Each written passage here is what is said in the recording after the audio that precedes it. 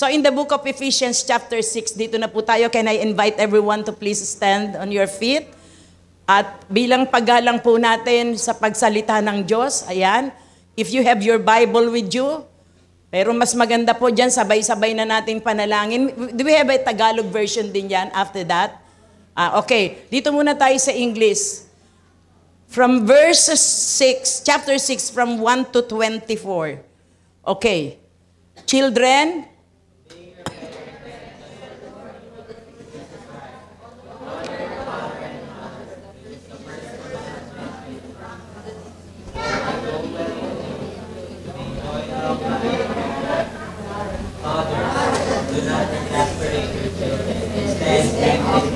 training and instructions of the Lord. Slaves, obey your earthly masters with respect and fear, and with sincerity of heart, just as you would obey Christ. Obey them not only to win their favor when their eye is on you, but as slaves of Christ, doing the will of God from your heart. Serve wholeheartedly as if you were serving the Lord, not people, because you know that the Lord will reward each one for whatever good they do, whether they are slave or free. And masters, treat your slaves in the same way. Do not threaten them, since you know that he who is both their master and yours is in heaven, and there is no favoritism with him. The armor of God. Okay.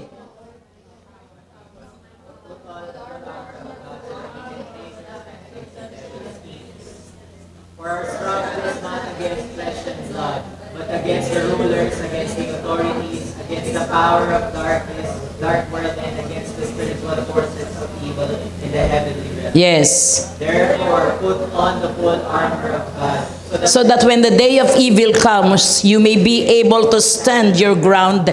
And after you have done everything to stand, stand firm then, with the belt of truth buckled around your waist, with the breastplate of righteousness in place, and with your feet fitted with the readiness that comes from the gospel of peace. In addition to all this, take up the shield of faith, which you can, all the flaming arrows of the evil one. Take the helmet of salvation and the sword of the Spirit, which is the word of God. And pray in the Spirit on all occasions, with all kinds of prayers and requests. With this in mind, be alert and always keep on praying for all the Lord's people. Wait. Just pause for a while. Nakita nyo to ha? Sa 18, ulitin natin. And pray in the Spirit on all occasions, with all kinds of prayers and requests.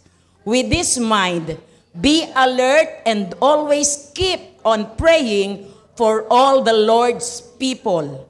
Pray also for me, that whenever I speak, words may be given me, so that I will fearlessly make known the mystery of the gospel, for which I am an ambassador in chains. Pray that I may do it fearlessly as I should.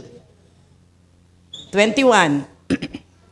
Tychicus, the dear brother and faithful servant in the Lord, will tell you everything, so that you also may know how I am, what I am doing. I am sending him to you for this very purpose, that you may know how we are and that he may encourage you.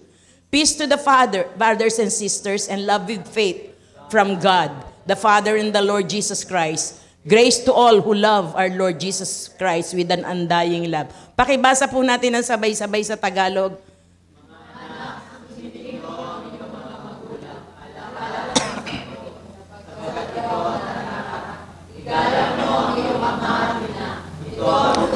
Na may kalakip na pangako, magiging maganda at mahaba ang iyong buhay sa lupa.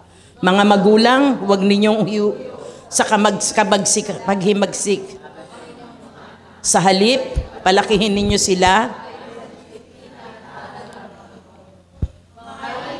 Sundin ninyo ang inyong mga amo dito sa lupa nang may buong katapatan, takot at paggalang na parang si Kristo ang siyang ninyong pinaglilingkuran.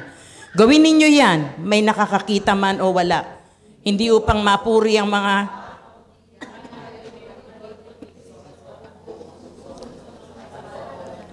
maglingkod kayo ng masaya ang kalooban na parang sa Panginoon kayo naglilingkod at hindi sa tao, sapagkat alam ninyong gagantimpalaan ng Panginoon ang bawat mabuting gawa ninuman, maging siya man ay alipin o malaya. Mga amo, maging mabait kayo sa inyong mga alipin at huwag silang pagbantaan. Huwag ninyong kalilimutan na kayo'y parehong alipin ng iisang Panginoon na nasa langit at pantay ang kanyang pagtingin sa inyo. Bilang pangwawakas, magpakatibay kayo sa pakalakasang galing sa Panginoon at sa kanyang dakilang kapangyarihan.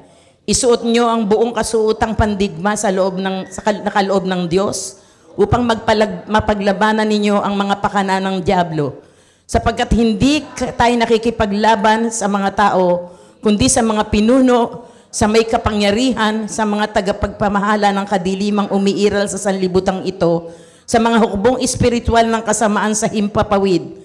Kaya't gamitin ninyo ang kasuotang pandigma na mula sa Diyos. Sa gayon, makakatagal kayo sa pakikipaglaban pagdating ng araw na sumamalakay ang masama, upang pagkatapos ng labanan ay matatag pa rin kayong nakatayo.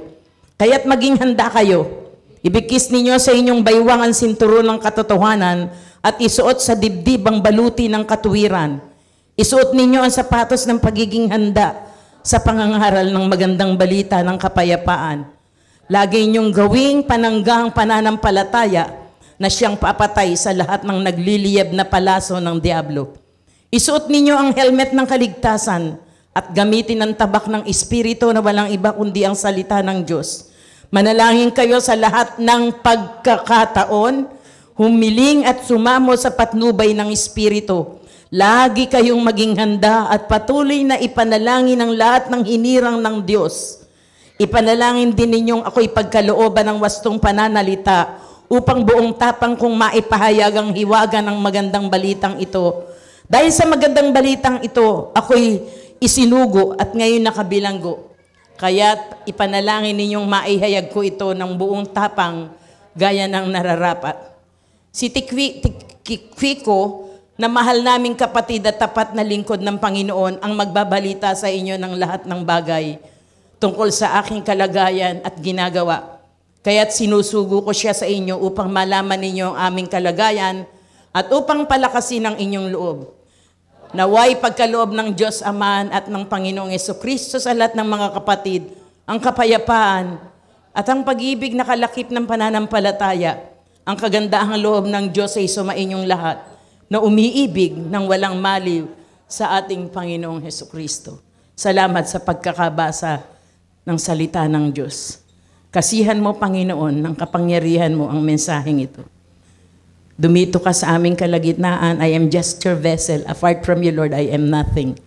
Hayaan mo, Lord, katulad ng lagi kong pinapanalangin, wala ako kung wala ka. Hide me under the shadow of your cross and let your name only be exalted. Ikaw lang ang bida. Ikaw lang ang maitaas. Turuan mo yung mga dapat turuan. Panginoon, pagalingin mo ang dapat pagalingin sa spiritual. Panginoon, mangusap ka sa dapat mong kausapin, Panginoon. I am just your vessel, O God. Maraming salamat. Hindi ko pinapayagang anumang galaw at gawa ng kaaway sa lugar na ito sa pangalan ni Jesus. And I only let loose the miracle-working power of the living God in this place, the truth that set us free. In Jesus' name, amen. Can we give the best clap offerings sa Lord? Hallelujah. You can be seated. Hallelujah. Napakaganda po ng aklat ng Panginoon. No? Alam nyo, nakaka-inspired magbasa ng Bible. Napakasarap. Napakasarap po magbasa ng Bible. Kaya kailangan po maintindihan natin po yung kahalagahan nito. Yung kung paano dito sa mga first few verses, yung patungkol doon sa mga anak.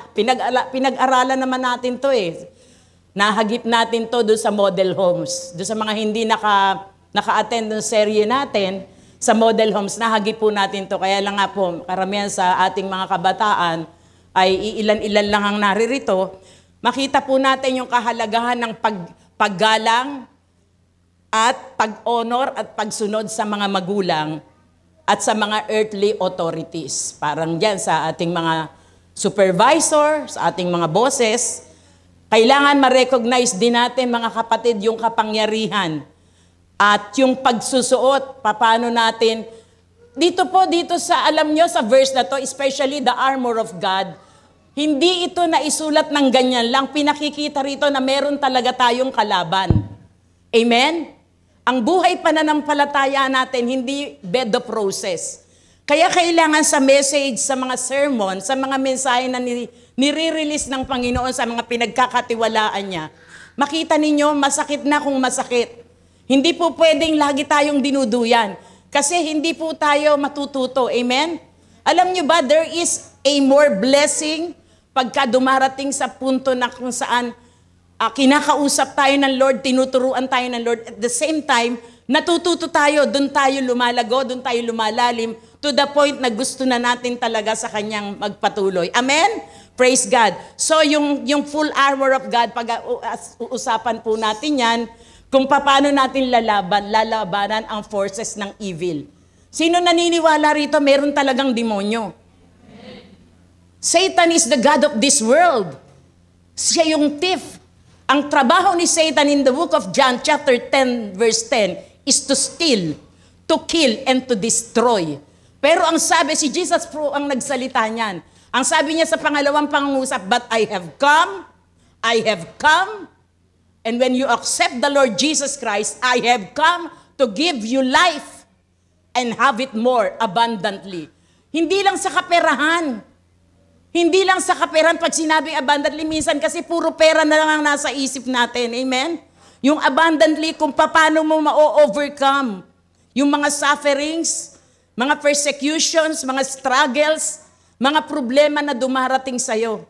Amen? Yun ang pangako ng Panginoon kasi si Satan, pwedeng agawin, pwedeng nakawin, kapayapaan, relasyong maayos, di ba? Maraming gustong mga parapernalya ang kaaway, kaya sino ang target niya? Wala siyang pakialam dun sa mga lugar na kung saan anak na niya. Nung araw, wala naman tayong alam sa ganito, di ba? Akala lang natin, ganun lang ang mabuhay. Akala natin, okay na yung maging mabait tayo, mabuting tao, mabait na magulang. Hindi po. Kailangan talaga sa ating pamumuhay day by day. When we come to know the Lord, hindi lang po natatapos yun sa pagtanggap kay Jesus. Ang buhay na ito, na ang tawag ay journey, ang tawag na ito, ang buhay na ito, ang lakbayan na ito, ay ang tawag ay buhay, na kung buhay kung saan, lumalaban tayo. Dapat alam natin maraming challenges ang buhay. Amen? Hindi tayo dapat nahihirati lang laging maayos, maganda, masaya. Hindi po. Mas mararanasan natin, mas makikita natin, mas ma-embrace natin, mga kapatid, ang word ng Panginoon pag nangyayari na sa atin. Sabi ko nga, ang Bible na ito, nandyan lang yan. Naisulat, babasahin natin, yung iba i-memorize, kahit gaano kagaling. Nagkakaroon lang ng kapangyarihan ng word ng Panginoon pag nangyayari na sa'yo, na i-a-apply mo na. Amen! Amen? Hallelujah. Can we give the best clap offering to the Lord? Kaya kailangan, and at the end po ng message ni Pablo dito sa Efeso, alam nyo, pagdating natin sa Philippians, kanina po, nasa Philippians ako kanina, grabe, mas matindi po. So makita natin, ang sinasabi dito, pray for one another. Kailangan ko po ng panalangin ninyo, kailangan nyo ng panalangin ng bawat isa. Amen? Kaya sabi mo sa katabi mo, huwag kang lalayo sa fellowship. Yes. Kailangan natin ng isa't isa. Walang pwedeng mabuhay. Walang sino mang mabubuhay sa sarili lamang. Amen? Praise God. So, dito po tayo sa ating mga verses. Ayun, nakita naman natin, sabing gano'n, yung mga bata, kailangan sumunod sa magulang, kasi yun ang tama. Kaya lang, ngayon nga, ano na ba ngayon ang mga bata? Ang mga anak ngayon, hindi mo na sila po pwedeng pagsabihan ng parang marunong pa sila sa'yo. Di ba? Masyado ng matatalino. Pipiliin mo yung mga sasabihin mo. Amen? Pero ang sabi, biblically, babalik tayo sa salita ng Diyos pa rin. Igalang mo ang yung mga magulang kasi ito yung tama. Kaya mauinam po yung mga bata, maliliit pa lang, talagang hubugin na natin. Kasi pag malaki na yan, napakahirap na po yan. Maraming bata, maraming patotoo, lumaki sa church, anak ng mga pastor, Christian family, pero hindi po talaga rin. May mga issues pa rin, may mga problema pa rin na nag-a-arise. Amen? Kaya nga kailangan po talaga maalam tayo sa word ng Panginoon. Ano pa? Honor your father and mother, igalang, which is the first commandments with a promise. Tayo pong matatanda na, may magulang din tayo at mapalad tayo kung may buhay pa yung ating mga magulang. Ano sinasabi? I-honor natin. Kaya yung mga kabataan dito na may magulang pa, honor, it doesn't mean na sila ay hindi ka nabibigyan ng too much attention, nagkukulang, hindi po usapin yun. Ang mahalaga, igalang pa rin natin sila. Sabi kasi, ito yung na may kalakip na pangako, so that it may go well with you and that you may enjoy long life on the earth. Amen? Verses 1 and 2. Meron po dito, pinakikita, there is a difference between obeying and honoring. Yan ba? Merong kaibahan ang pagsunod at ang paggalang. To obey means to do as one is told. Pagka susunod ka sa sinasabi sa'yo. Pero yung to honor means to respect and love. Magkaiba, di ba? Magkaiba ang pagsunod at ang paggalang. Children are not commanded to disobey in obeying their parents. Children are to obey while under their parents' care. Parang ganito. Hanggat nandito ka sa puder ko, it doesn't matter kung tapos ka na ng pag-aaral, nagtatrabaho ka na, hanggat nasa puder kita, you have to obey. Di ba? Yun ang mga litanya ng mga nanay. Pero sinasabi dito, but the responsibility to honor parents is for life. Kahit nag-asawa ka na, nagpamilya ka na, yung responsibilidad mo bilang anak, yung respect and honor, wag mo pa rin kalilimutan dahil yan habang buhay. Amen? Amen? Mga anak, at tayo rin mga naging nanay, naging anak din tayo. So, children simply must obey their parents, kaya kailangan i-obey. This also indicates that parents must teach their children to obey. Tayong mga magulang, tuturo talaga natin sa kanila, lalo na yung mga maliliit yung anak, matatalino pa yan sa inyo. Kaya hanggat kaya pa ninyo yan supilin ninyo na. But with love. Di ba? Which is one of their most crucial roles as parents. In addition to the fact that children must obey. Children are not taught to disobey since this is something that we all inherited. When children and parents, pagka ang anak at ang magulang nag-fail, yung relationship, mga kapatid, merong huge destructive, merong malaking impact din yan sa community. Amen? Pagka, di ba, sabi ko nga kagabi sa aming in-depth, maraming mga broken marriages, broken relationship, naanakan si babae, batang nag-asawa, hindi pala niya gusto na anakan, nagkasawaan, naghiwalay. Sa naiwan, minsan nagkaroon ng pamilya si babae, pamilya si lalaki, sa napunta yung bata. Makaka-relate kayo dyan, napunta sa lola. Sabi ko nga, ang lola, ang lolo, ang mga grandparents, iba na po yung tikas namin, how we discipline our children before. Amen? Kasi ako dumaan sa pagpapalaki sa anak kong 4. Pero yung diskarte ko, yung effort ko, yung lakas ko, emotionally, physically, hindi na ganun katindi. Nakaka-relate kayo sa akin? Kaya anong nangyayari minsan? Sometimes, ang mga bata, hinahanap talaga nila yung magulang. Karamihan sa mga bata, nagre-rebelde. Nagre-rebelde. Ginagawa nilang reason yan, dahilan, para sila ay magrebelde. Pero hindi dapat. Hindi dapat. Amen? Praise God. Kaya ang laki po ng impact sa community's moral and culture. On the other hand, if children obey and honor their parents, it will be well with them. At sabi nga, ito lang ang na may kalakip na pangako, Gusto mong humaba ang buhay? Guminhawa ang buhay mo? Igalang at mahalin ang magulang. Amen. Praise God. Fathers, eto po, do not exasperate. Yung parang do not provoke. Do not gagalitin. Minsan ganun tayo, di ba? May mga tatay na matindi kung Sorry for the world. Kung lalo pag mga hindi nakakilala sa Lord, di ba? Ginugulpi nila yung mga anak nila. Maraming ganyang kwento. Hindi po biro yan, makikita natin. Instead, bring them up in the training and instructions of, paano nga kung hindi nakakilala sa Lord? Kaya ako, sabi ko nga, Lord, talaga pala dapat ang tao, lahat ng nilikha mo, makilala ka. Magkaroon ng personal na relasyon sa'yo para maayos ang bawat pamilya. Amen? Kaya kasi yung emosyon ng mga bata is extremely important. Napakahalaga ng emosyon ng mga bata to be considered. If parents, especially fathers, provoke their children to get angry, na nagagalit, it will justify and fire up their natural rebellion. Yun ang sinasabi ko. Nagre-rebelde sila. When you are disciplining a child, you should have first controlled yourself. Diba? Sabi nga, wag ka munang magsasalita pagkagalit ka. Diba? Mahirap.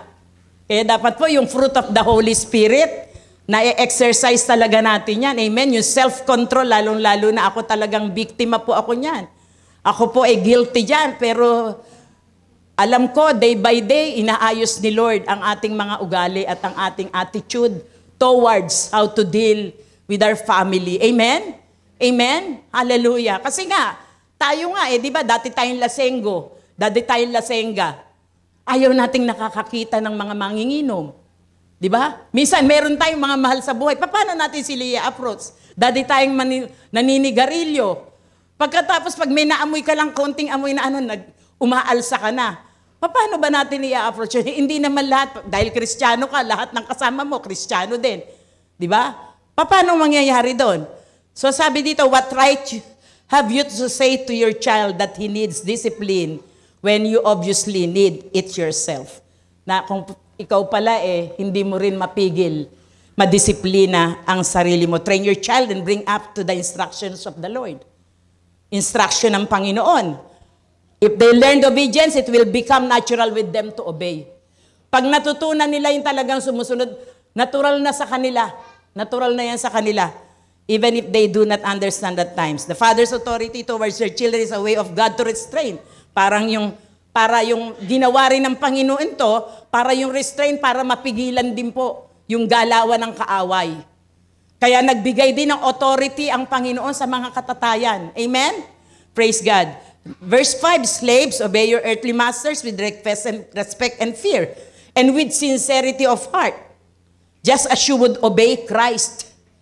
Obey them not only to win their favor. Yan, binasa na natin. So makita natin dito, grace makes us the servants of God, while still we are the servants of men.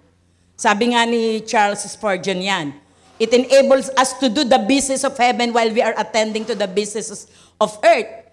Dito po sa slaves, minsan, di ba, naiinis tayo kahit Kristiyano na tayo pag ang mga supervisors natin, mga bisor natin, mga happy natin, mga boss natin, lalo na pag hindi Christian, gumagawa lang tayo according to sa wages na binibigay nila sa atin.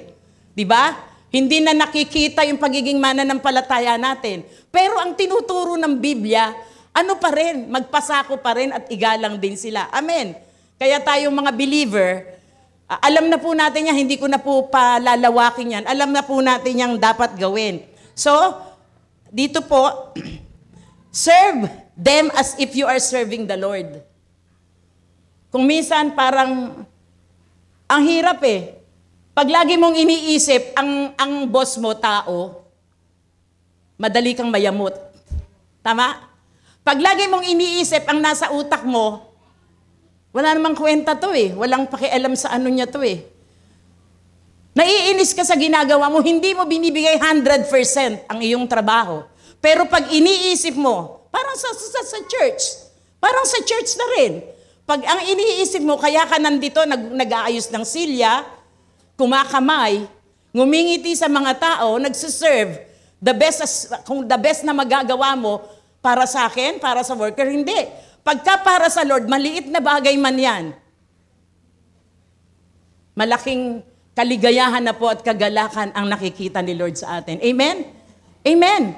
Alam niyo po, ang the best na galawan natin at trabaho natin sa buhay ay ang maglingkod sa Diyos. Walang katulad yan. Walang kaparis. Mapagod ka man. Ako, proven ko. Kaya malakas ang loob ko. Subok ko na po yan. Kaya, every Christian should be commanded for being a hard worker who offers his employer a full day's worth. Kung ano talaga, full day's worth of effort in exchange for his compensation. To do anything less is to steal from your employer. Sabi dito, and masters, treat your slave in the same way. Do not threaten them, since you know that he who is both their master and yours is in heaven. And there is no favoritism with him. Okay, now, ito yung pinaka-highlight ng ating message. Hallelujah. Sabi ko nga kay Brother Robert, yung model sa model homes na sagasaan na natin yan, patungkol sa tatay, sa anak, sa asawa. Ayan. So ngayon, ang sabi dito, finally be strong in the Lord and His mighty power. Sa 11, put on, ilagay ninyo, isuot ninyo ang baluti ng Diyos so that you can take, para ikaw ay makatayo, malabanan mo ang mga galawan ng demonyo. 12, dahil ang ating struggle is not against flesh and blood. Ang ating kalaban is not against. Ang asawa mo, hindi yan. Nung araw, akala natin, ang anak natin, kalaban natin. Asawa, kalaban natin. Hindi po. Ang kalaban natin, we wrestle not against flesh and blood, but against principalities, rulers of darkness and spiritual wickedness. Ang labanan ay nasa ere. Ginagamit lang, instrumento yung pamilya natin, mga mahal natin sa buhay, mga taong nakakasama natin, para inisin tayo, galitin tayo. Sino nakakaalam nun? Amen? Amen. Kaya wag po tayong magalit sa kanila. Because ang ating kalaban ay, sabi dito, for our struggle is not against flesh and blood. Ibig sabihin, hindi dugo, hindi yung katawan na yan, hindi tao na yan, but against the rulers, against the authorities, against the powers of this dark world. Yung mundong madilim, and against the spiritual forces of evil in the heavenly realms. Therefore, verse 13, put on the full armor of God so that when the day of evil comes, pag dumating ang mga panahon na yon na ang galawan ng kaaway ay patindi ng patindi, you may be able to stand your ground, and after you have done everything, pagkatapos nagawa mong lahat, to stand. Stand firm.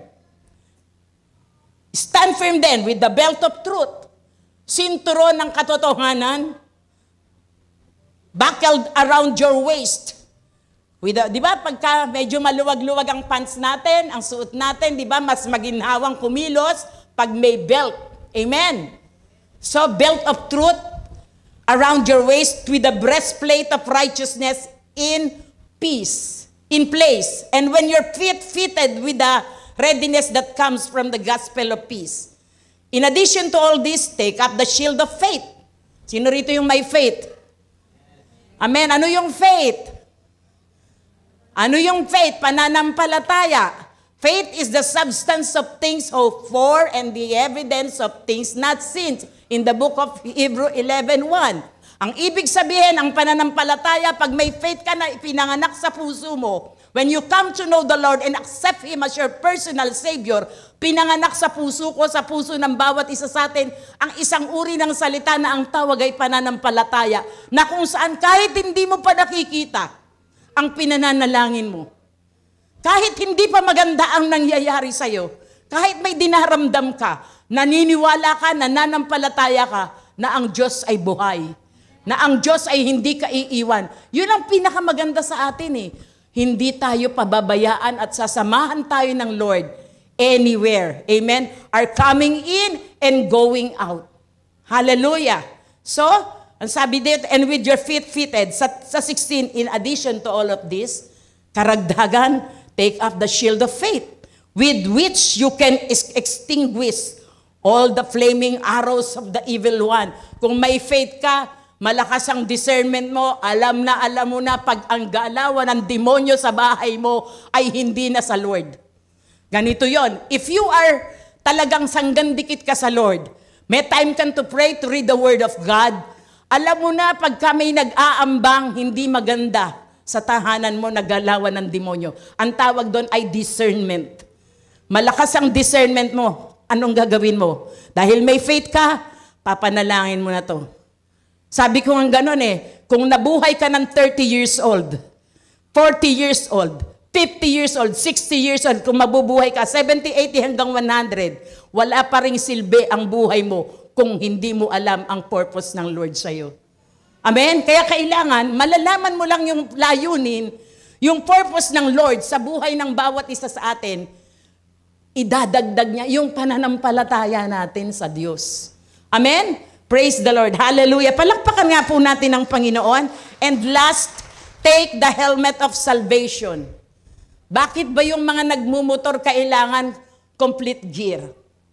Bakit? Di ba? To protection sila pag nagtumbling, nabangga, di ba? At hindi basta-basta yung helmet, makapal, matibay, di ba? Protection. At hindi lang yan, nakakita, grabe, kumpleto. Meron kaming kapitbahay, talagang kung sa kumpleto at kumpleto talaga. Tapos ang ganda ng kanyang motor, big bike talaga, ay ang gwapo pa niya. Ang nangyari naman, hindi siya mananampalataya. Kahit kumpleto ka ng gear, pero walang kinalaman sa Lord, namatay, sumuot sa ilalim ng 6x6 na truck. Batang-bata, wala pang 40 anyos, nailila ang 2 anak na maliliit. Ang sinasabi ditong helmet of salvation, yung armor dito, ito lang, required lang ito sa mga mananampalataya. Amen? And the sword of the Spirit espada, which is the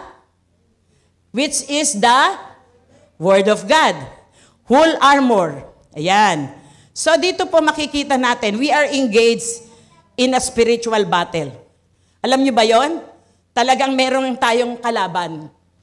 Spiritual battle. Ang buhay Kristiyano ay masayang tunay, hindi laging masayang tunay.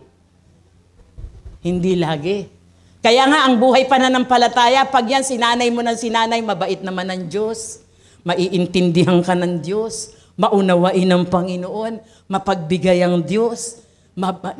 Lahat naman yan talaga ginagawa ng Diyos.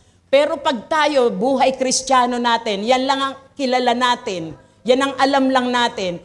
Pag dumating ang problema, paano natin i-handle? Parang sa anak. Sa anak. Sa mga bata, pag yan, akala nila, pag may hiniling sila, bigay.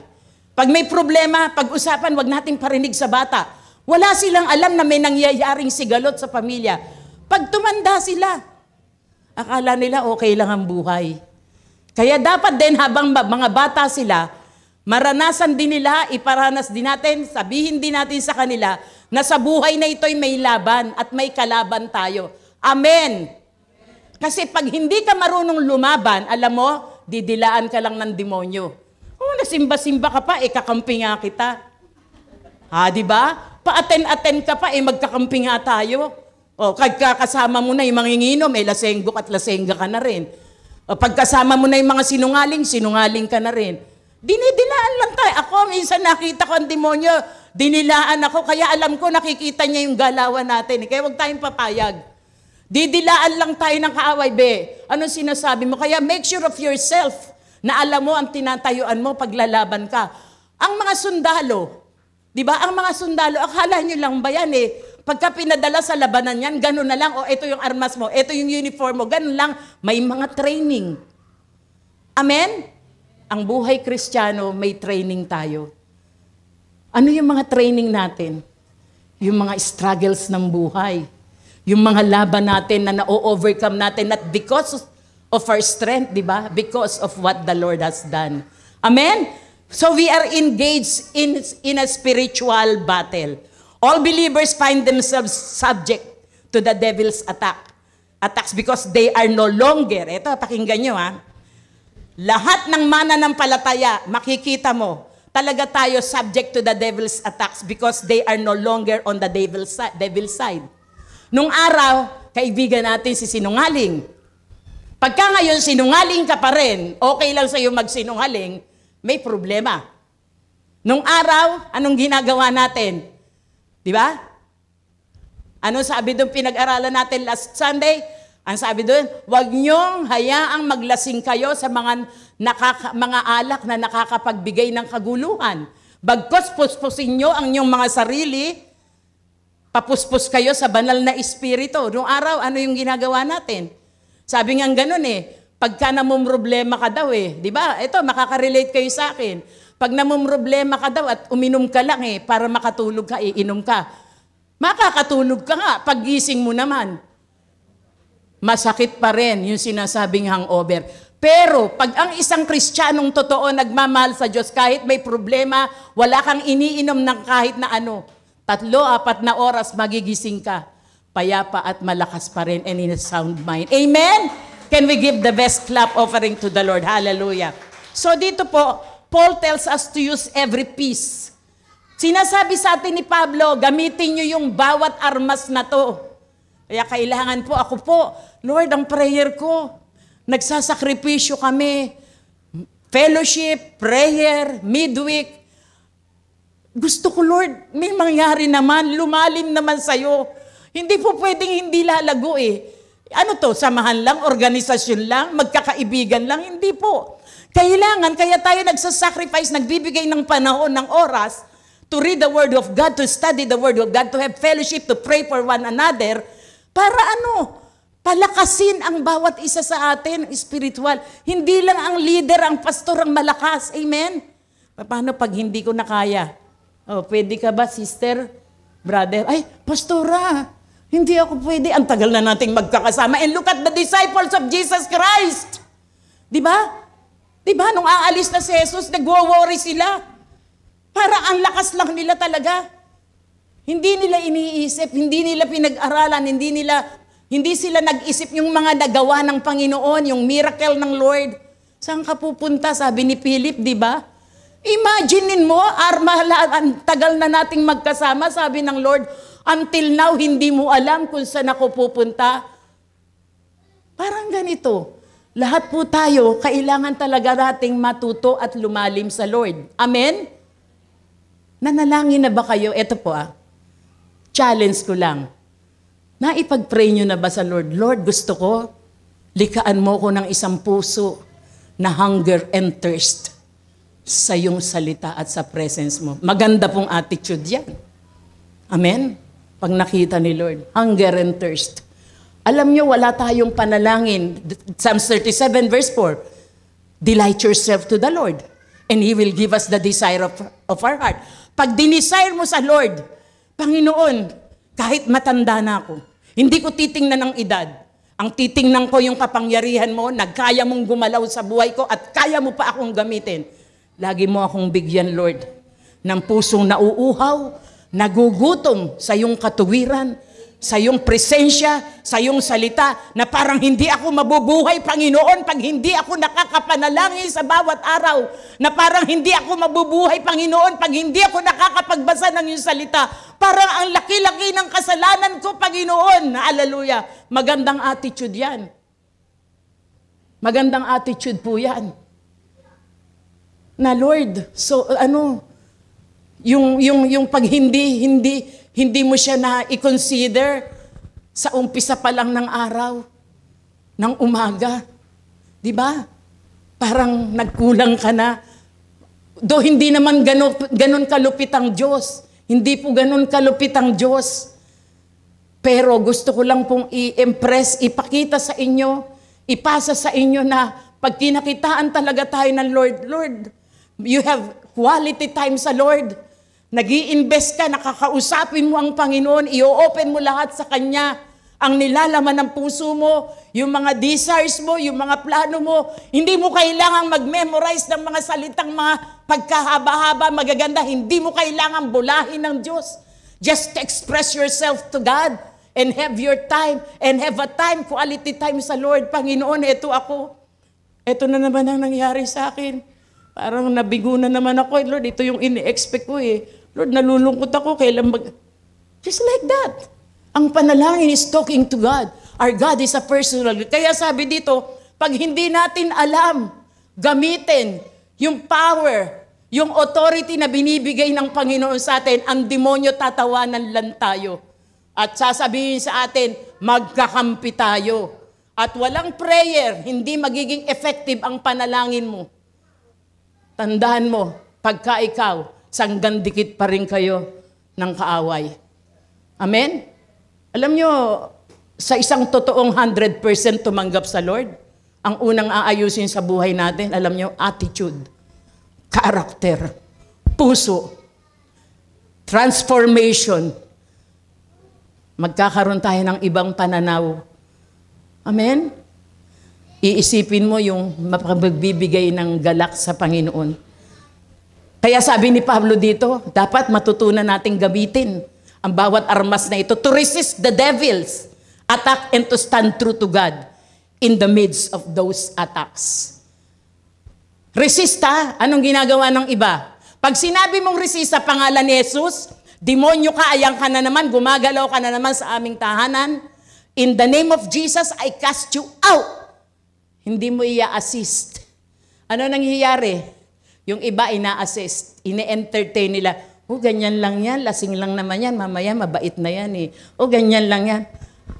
Ina-assist pa natin ang galawan ng kaaway.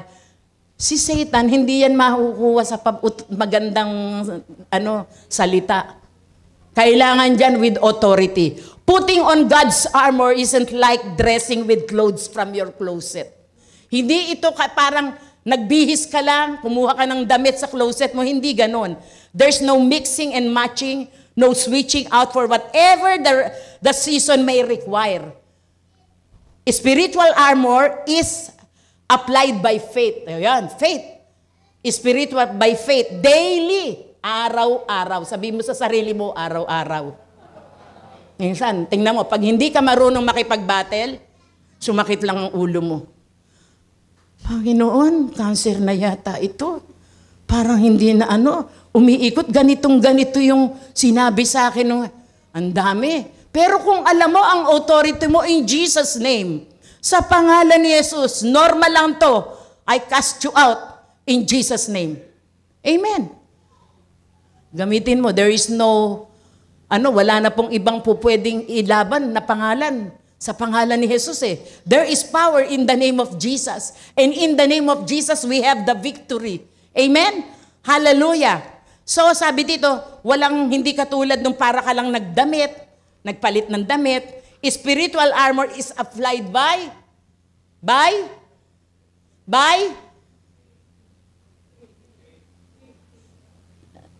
sundan niyo po yung mga nandyan.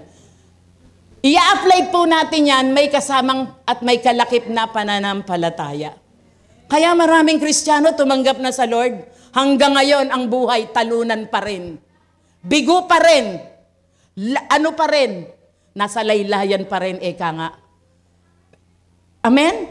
And the entire letter of Ephesians teaches us how to put it on. Ayan, look at the image. Okay, look at the image. Kita nyo yan? Yan ang helmet of salvation. Yeah? Yan ang inano sa atin ng Lord para tayong sundalo. Hindi tayo lalaban sa tao-tao. Lalabanan natin ang mga spiritual wickedness, ang mga gawa ng mga demonyo. Demonyo ng peste sa tahanan, demonyo ng kahirapan, demonyo ng sakit at karamdaman, demonyo ng pag-aaway, demonyo ng mga anak na matitigas ang ulo, demonyo ng mga bisyo. Yan.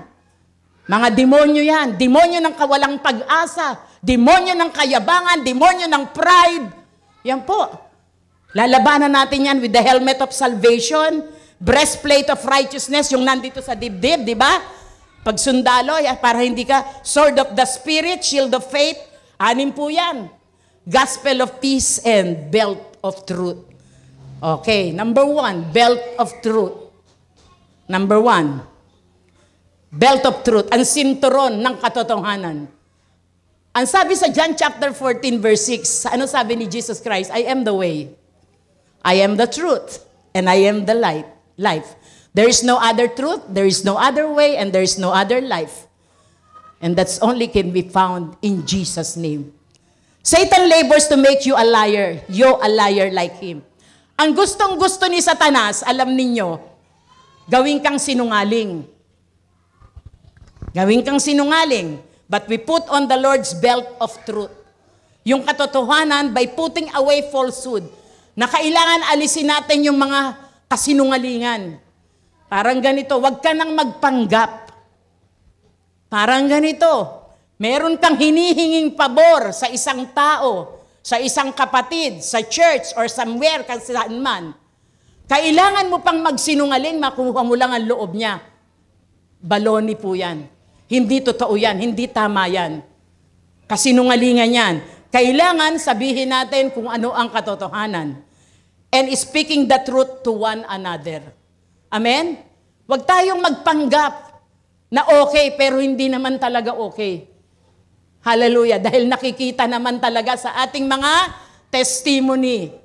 Amen? We don't hatefully deceive like the devil, but speak the truth in love. Nandiyan po sa Ephesians chapter 4 verse 15.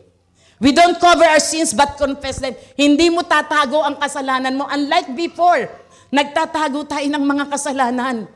Our life is an open book to God.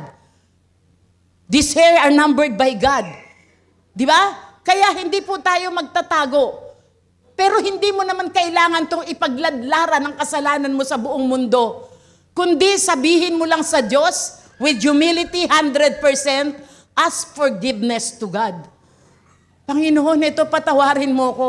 Yung mga kahit maliliit na bagay. Kasi ang gawain po ni Holy Spirit, ikukonvict ka. Kaya alam nyo, delikado pag wala ng conviction. May conviction lang pag malalaking kasalanan na, ano lang naman to eh. Ano ba yung dating mga sin? Ano ba yung mga sin sinasabi nila? Malaki, maliit na kasalanan, there's no such thing as, ano yung ibang sa ibang faith? Ano yung grabing kasalanan? Yan naman.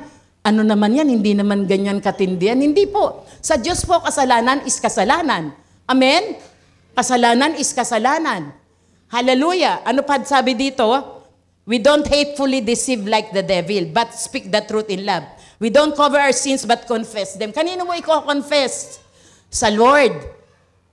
Sabi ko nga kahit na tayo pa ang pinakamasamang tao sa mundo, kahit ilan pa ang napatay mo, ang mahalaga kung tatanggapin mo na ikaw ay nagkasala, 100% hihingi ka ng tawad sa Diyos at turn away. Tatakwil mo yung kasalanan mo na yan, magkakaroon ka ng kapatawaran. Amen? Ganon ang pag-ibig ng Diyos. Alam niyo ba kung sino yung mga santo? Ang mga saints po, yung mga 100% na tumanggap sa Panginoon, yung mga mananampalataya, na totoo talaga ang kanilang tayo before God.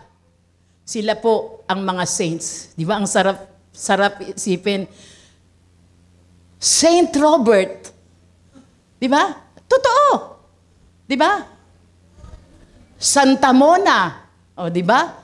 Santa Mona, Santa Alona. O, di ba? Saint Christian, Saint, mga pangalan ninyo. Tayo po ang saint. Yan lang depende naman sa'yo yan kung talagang si Kristo nasa puso mo. Hindi yung kung sino-sinong ribulto, na may ginawa lang na ganito, pinatayuan na, sasambahin na. Hindi po, tayo ang tunay na saints. Sabi dito, we don't slander but speak honest words about others. Putting on the belt of truth is an act of faith. Yung katotohanan lamang po. Sa mga asawa, bakit kailangan mo pang magsinungaling? Sa mga anak, di ba? Alam niyo, kahit anong gawin natin, ang talaga lalabas ang katotohanan eh. Amen? Praise God. So, is an act of faith that resists Satan, called to be a liar like him. Who is the father of all lies? Satan. Alam natin yan. Number 2, breastplate of righteousness. Katuwiran ng Diyos. The devil often attacks our heart. Tama? Kadalasan, ang demonyo, inaatake puso natin. Hindi ko sinasabi to heart attack. Hindi yon. Kasi ano yung puso? Andito yung damdamin. Amen? The seal of our emotions. Emotions. Self-worth, yung parang ang pagpapahalaga mo, sobrang binabantayan mo, pagpapahalaga mo sa sarili mo, and trust. God's righteousness is the body armor that protects our heart and ensures His approval. He approves of us because He loves us and sent His Son to die for us. Kaya ibig sabihin do, yung breastplate of righteousness, kailangan po yung katuwiran ng Diyos. Satan wants you to join him in rebelling against God. Gustong-gusto ni Satanas, huwag ka nang umaten dyan. Doon ka sa CCF, ganun ko sa ganito, mega church doon, marami doon. Hindi ka na mapapansin doon. Kasi pag sa church, nakukunti ang umaaten. Naku, yung pastor nyo dyan, kilalang kilala ka. Mas gusto ko na yon. Mas gusto ko na yon, natututukan ako ng pastor ko. Minsan, ganun ang nangyayari sa maraming tumanggap sa Lord. Gustong-gusto ni Satan, you rebel against God. Wag na dyan. Kaya nga, babalik-balikan ko na naman eh. Nakakalungkot yung sinasalitang born again. Minsan, hindi nagmamanifest eh. Ang pangalan lang ang nagbago. Hindi, ibig sabihin, hindi ka na tayo ganun dating Katoliko. Kung ano man yung faith natin dati, yun lang nabago. Ano pa, hindi ka na sumasamba sa Diyos-Diyosan, hindi ka na nag-rosaryo, hindi ka na nagbabasa ng panalangin. Yun lang ang nabago. Pero sa totoo, pinanganak ka ba talagang muli? 2 Corinthians 5:17, paulit-ulit na lang yan mga kapatid. No? Kaya sabi dito, kailangan yung katuwiran talaga ng Diyos. Sabi sa 6:33 ng Matthew, seek ye first, the kingdom of God and His righteousness. And all these things will be added unto you. Righteousness, katuwiran niya, but we resist Him by putting on the breastplate of righteousness and the helmet of salvation. Pinagsama na dyan. We put off our old self. Ang ibig sabihin niyang righteousness na yan, inalis na natin yung dati nating tayo. Sabihin mo sa katabi mo, bago ka na.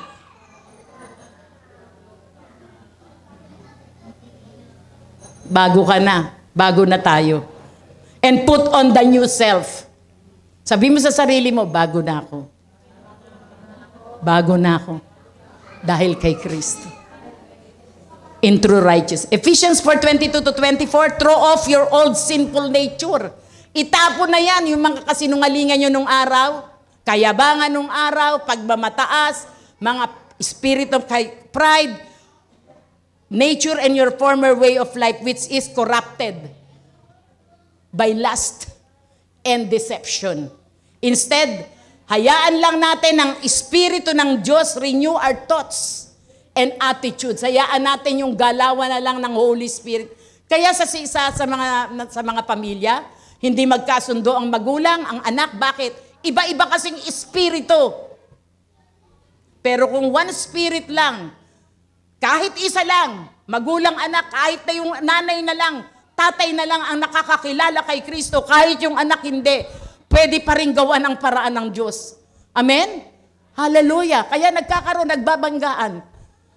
Pero pag parehas kayo na wala talagang pagkakilala sa Panginoon, kaya sabi, instead, let the Spirit renew your thoughts, yung kaisipan and attitudes, put on your new nature, created to be like God, truly righteous and holy.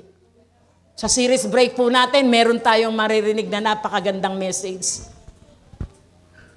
Sabi ko, Lord, sa series break ko na ito ipipresent. Hallelujah. We stand confidently in Christ's imputed righteousness rather than adopt worldly identities. Ano ba yung binibigay ng mundong ito? Pansamantalang kalayawan. Amen? We step courageously in Christ-like practical righteousness rather than follow worldly ways. Kailangan, kaysa sundin natin ang mga makamundo, mas masarap po sumunod sa Diyos. Amen? We resist sexual immorality in order to show true love. Mahal kita. Diba? Sasabihin mo sa boyfriend mo, girlfriend mo, boyfriend mo, talagang patunayan mo sa akin kung talagang mahal mo ko. Ano? Oh. Kaya sabi ko nga, dapat sa mga Kristiyanong magulang, wag nating hahayaan. Wag nating bibigyan ng ang kaaaway na gumawa sila ng isang bagay. Diba? Kasi ngayon, karamihan ngayon, mag-boyfriend pa lang. Ibinigay na yung isang gilit. Diba?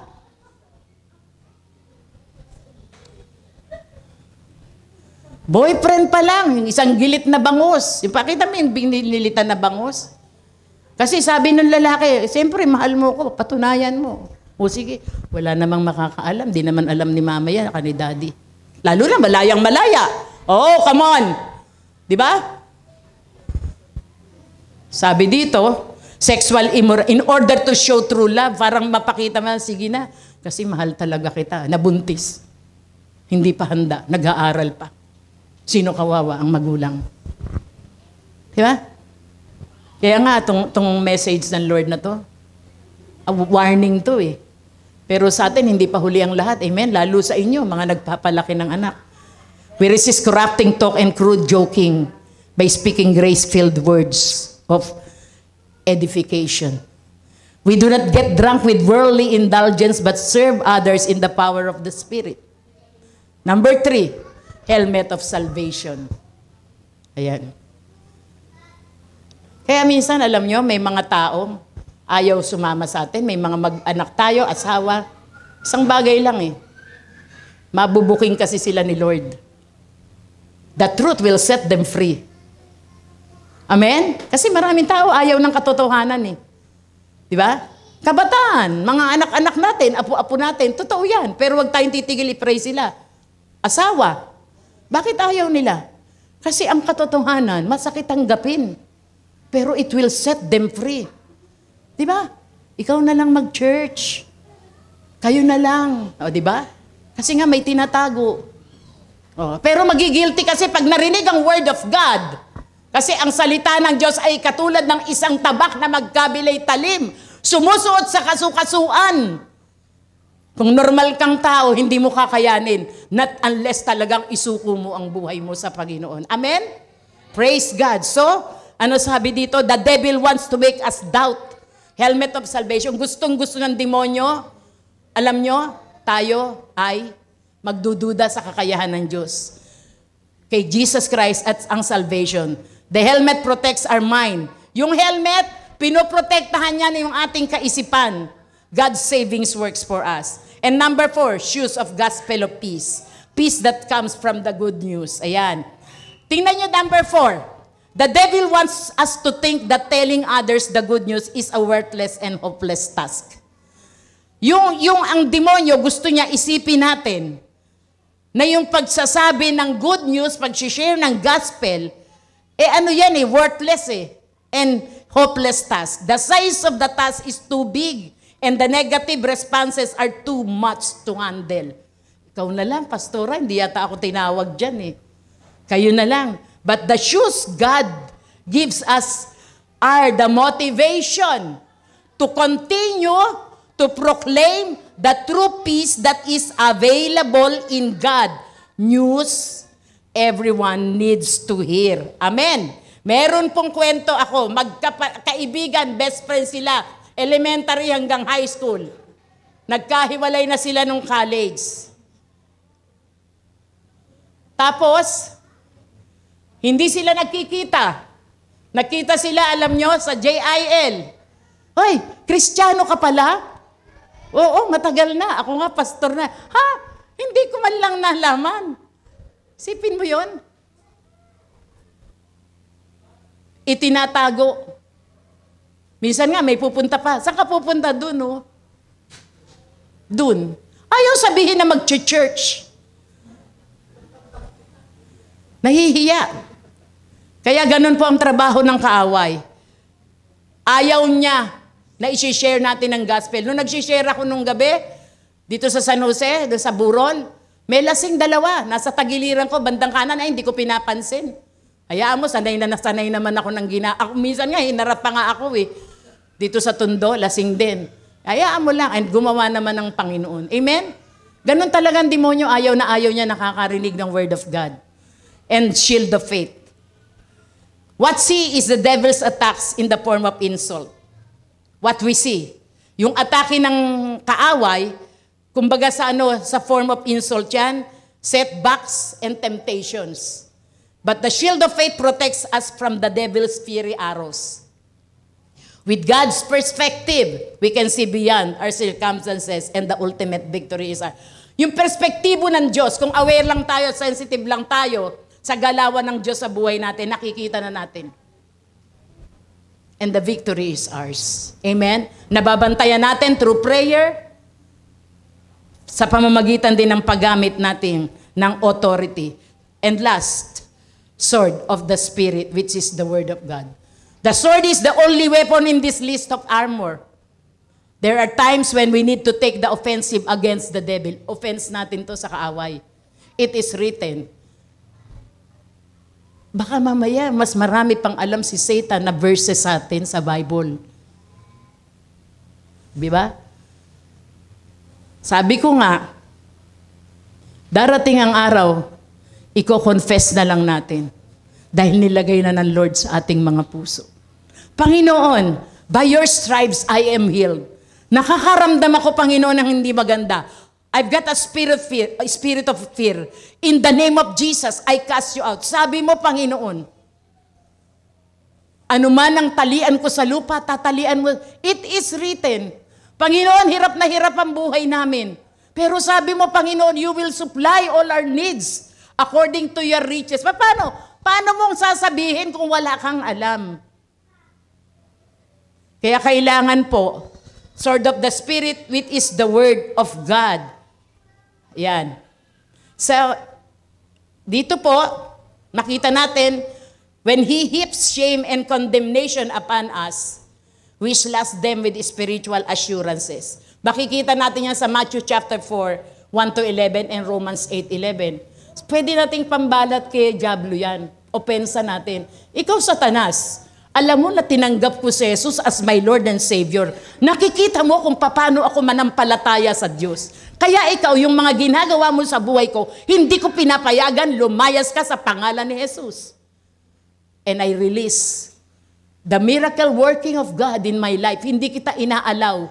Binibreak ko lahat ng curse mo. Hindi ko pinapayagan anumang galawan mo, demonyo ka sa pamilya ko. Sa anak ko, sa asawa ko, sa trabaho ko, sa negosyo ko, sa pangalan ni Jesus. Oh, paano? Hindi mo alam yun. Hindi mo pwede sabihin sa kanya, masipag ako ha. Kaya ako ganitong hanap buhay ko. Masipag ako, kaya... Hindi pwedeng ganun. Hindi pwedeng ganun. So, and pray in the Spirit on all occasions. Sabi dito, sa 18 of prayers and requests. Pray in the Spirit. With this mind, be alert and always, maging alert tayo and always keep on praying for all the Lord's people. Papanalangin ko kayo, panalangin nyo ako, magpanalanginan tayo sa isa't isa. Amen? Whatever I speak, whenever I speak, words may be given me so that I will be. Ang tapang ni Pablo, no? For which I am ambassador in chains, pray that I may declare it fearlessly as I should. So, mga kapatid, conclusion. Nag-enjoy ba kayo? Hoping natututo tayo, ha? We occasionally forget to put on the armor. Kadalasan, hindi natin na isusuot. Maalala nyo sana to, na tayong lahat ay sundalo ng Diyos. Amen? We get preoccupied with our own goals. Kasi lagi tayong busy sa mga sarili nating pangarap, sarili nating diskarte, sa mga gusto nating mangyari. Masyado tayong abala sa pagpapayaman, sa magandang buhay, sa ganito. Hindi masama. Pero pag pinusus mo ang sarili mo ng kalooban ng Diyos, kung ano yung makakaluwalhati sa Lord, tandaan mo, ay nako mga kapatid, hindi ka pagkukulangin. Siya ang gagalaw sa buhay mo. And when conflict suddenly arises, pag ang komplikado na, dumating na, we make an effort to handle it on our own. Tayo na lang ang gumagawa. Kasi hindi na tayo, wala na tayo, preoccupied na tayo. Ang isip natin puro sa pagpapayaman. Ang isip natin puro sa tutulong sa atin. Ang isip natin sa ganito, ang isip. Wala. Kaya pag dumating ang pressure, dumating ang difficulty sa buhay, hindi mo alam. Ikaw mag-isa ang humahawak. We let go of the protection of our Lord and surrender to temptation. Instead of stating the truth, we lie. Ano pa nangyayari? Sa magulang, nagsisinungaling tayo para maawa sa atin. Diba? Sa ating mga ginagawa, sa church. Hindi masama, magsabi ka ng totoo. Kaya minsan, ang testimony natin nasisira eh. Amen? Kasi tatandaan natin, dala-dala natin ang pangalan ng Panginoon. Hallelujah. Kitang-kita. ng kaaway, yung kahinaan ng bawat isa. Pag nasanay ka na nang hirati ka na lang, lagi ka na lang naglalay, para na yung cancer. We resist forgiving because of our resentment. Nagre-resist tayo, hirap na hirap tayo magpatawad. Instead of seeking peace, instead na peace, kapayapaan ang i-aspire natin, we defame. Parang tinitingnan pa natin yung mga kasiraan, yung mga hindi maganda, instead than apologizing for our sin. Our sin, we rationalize it. We give in to our lust rather than loving God. Ano yung lust? Yung lust of the flesh, lust of the eyes, and pride of life. Yan, mas gusto nating bantayan yan yung mga kahinaan natin kesa mahalin ang Diyos. Nade-drain tayo, yung kagalakan, our joy, and offend the Spirit. Na-offend po natin ang banal na Espiritu. We are hurt and exhausted when these burning darts hit us. So dito, He won't allow us, dito, to be away of His control. In John chapter 10, verse 28, instead, He will sling us over His shoulder and carry us to a place with quiet rivers and green pastures. Diba sabi, even though I walk to the valley of the shadow of death, I will fear no evil, for the Lord is with me. Thy rod and thy staff, it comfort me. Ano sabi doon sa Book of Psalms? Kahit lumakad man ako sa lilim ng kadiliman ng buhay, makakalakad ako. I will fear no evil. Hindi ako matatakot. Marami sa atin matakot mamatay.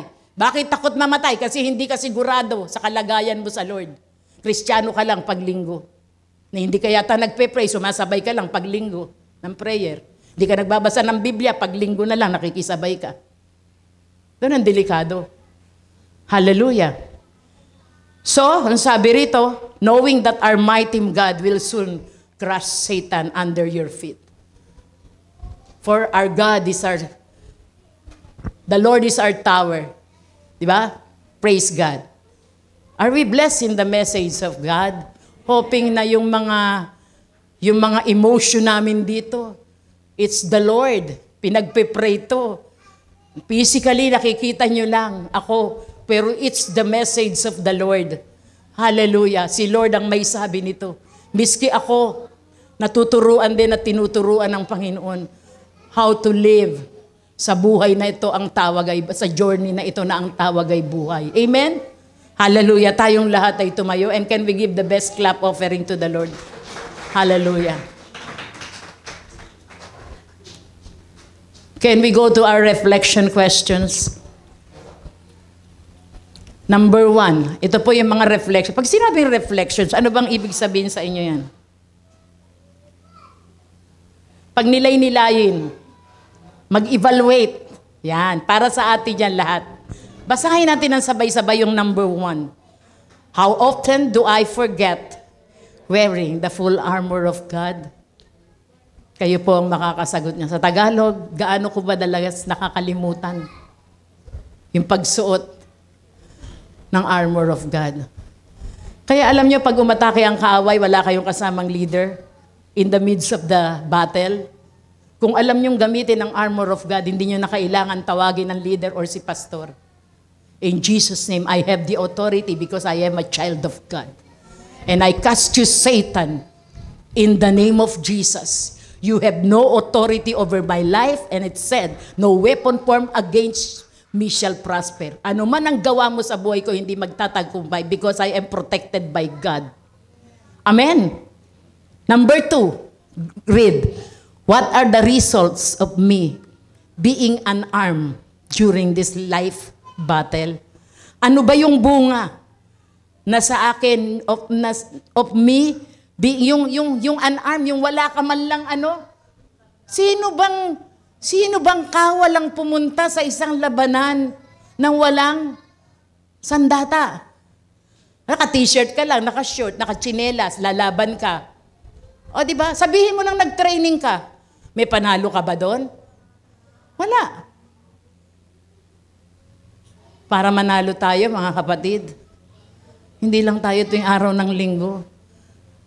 Kayang-kaya naman natin. Mayroon nga tayong mga estudyante, summa cum laude, magna cum laude, ang galing-galing sa mga thesis, ang galing-galing. Anak, kailangan ganito, ganito. Pero pagdating sa Word of God, wow, wala. Pero naniniwala ako, kayang-kaya natin yan. Amen? Kayang-kaya. Hindi mo kailangan i-memorize from Genesis to Revelation ang Bible. Hindi mo kailangan i-memorize. As long as the Lord knows your heart and you read the Bible, na lagi mong sabi ko nga sa kanila, ako ito po, every time we read the Bible, tatandaan mo ikaw ang kinakausap ng Lord. Pagka nire-review ka, kinukore ka, huwag mong ituro yung iba. Oh, tama-tama to kay Pastora. Di ba? Sa'yo yun. Number 3, go. What do I see when I'm in weakness and doubt? And doubt? Do I go back and pray to God? Ano yung nakikita ko pag ako'y nanghihina at parang nagdududa, bumabalik ba ako at nananalangin sa Diyos? Kayo po ang nakakaalam. Sino rito yung minsan may mga doubts? May mga doubts and fears. Amen. Let's be honest. May mga fears. Para ma-overcome natin yan, my brothers and my sisters, presence of God. Word of God. Hallelujah. Armor of God. Amen? Hindi sapat ang lakas natin. Hindi sapat ang lakas, kahit anong vitamina pa ang gawin natin, tandaan natin, it's only the strength of the Lord. Uulitin ko para lang magkaroon ng revelation, katuparan, himala, magkaroon ng manifestation, ang word ng Panginoon sa buhay ninyo, sa buhay ko, sa pamilya ninyo, sa mga problema ninyo, kailangan nangyayari at naia-apply nyo na yan. It is written, nasulat yan, hindi lang wala lang. Kailangan yan, mai-apply at maging buhay sa atin ang word ng Panginoon. Sino rito yung nararanasan nyo, buhay na buhay ang word ng Lord sa buhay niya? Amen. O tamo, ang dami. Kaya naniniwala ako, pag umatake sa atin ang kaaway na ang tawag ay si Satanas, tandaan ninyo, alam nyo na ang gagawin ninyo. Amen? Resist the devil and the devil will flee from you. Hallelujah. Can we give the best clap offering to the Lord?